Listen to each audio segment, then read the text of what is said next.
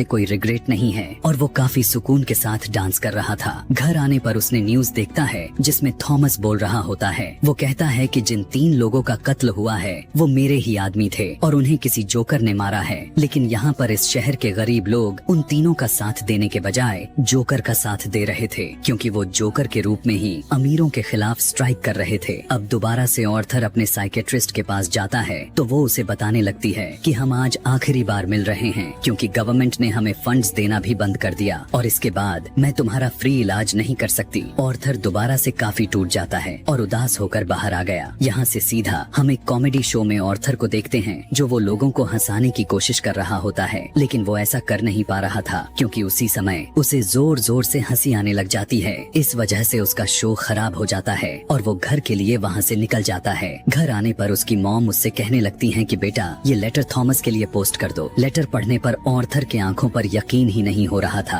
वो अपने मदर के पास जाकर कहता है कि आपने मुझसे यह सब क्यों छुपाया। उसकी मदर उससे कहती हैं कि मैंने यह सब जानबूझकर नहीं किया। इनफैक्ट थॉमस और मैं एक दूसरे से बेहद प्यार करते थे, इवन शादी भी करना चाहते थे, लेकिन मैं बहुत गरीब थी और वो बहुत अमीर, इसीलिए हम दोनों सोसाइटी की वजह से ही शादी नहीं कर सके। ऑर्थर अपने डैड से मिलने के लिए निकल पड़ता है। जब वो वहाँ पर पहुँचता है तो उसके घर के गेट के पीछे थॉमस का बेटा खड़ा हुआ था। ऑर्थर वहाँ पर बच्चों जैसा हरकतें करने लग जाता है और उसे भी हंसाने की कोशिश कर रहा था, लेकिन तभी उसी वक्त थॉमस का वर्कर आ जाता है। वो बच्चे से कहता है कि अनजान लोगों से बात नहीं करते और ऑर्थर को वहाँ से जाने के लिए कहता है। ऑर्थर उस आदमी से कहने लगता है कि मैं सच्चाई से पर्दा हटाकर ही जाऊंगा, क्योंकि मेरी माँ ने थॉमस के पास 30 साल काम किया और वो दोनों एक दूसरे से प्यार भी करते थे और मैं किसी और का नहीं बल्कि थॉमस का ही बेटा हूँ। जिस पर बटलर उसे कहता है कि तुम और तुम्हारे माँ दोनों पागल हो, क्योंकि तुम्हारे माँ ने इस स्टोरी को अपने पास से बनाई है, उसका थॉमस से कोई लेना देना नहीं है। यह सुनकर ऑर्थर को काफी बुरा लगता है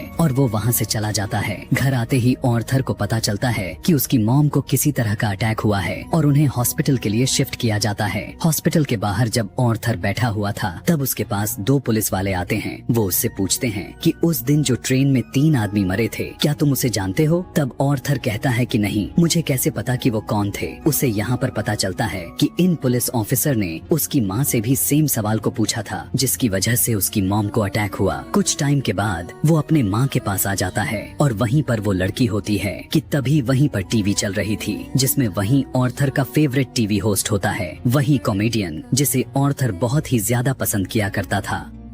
वो काफी पसंद से उस टीवी शो को देखने लग जाता है, लेकिन देखते ही देखते उसे अपना ही चेहरा टीवी